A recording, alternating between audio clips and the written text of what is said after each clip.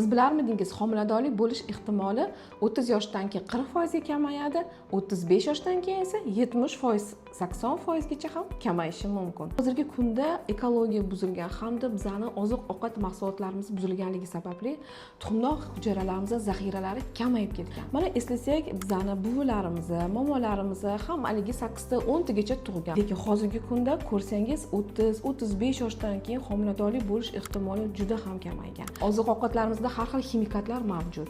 Hamda bizani noto'g'ri hayot tarzimiz, ya'ni kam harakatchanlik. Bularni qilmaslik uchun nima qilishingiz kerak? Agar siz 30 yoki 35 yoshdan keyin homilador bo'lmoqchi bo'lsangiz, quyidagilarni qiling.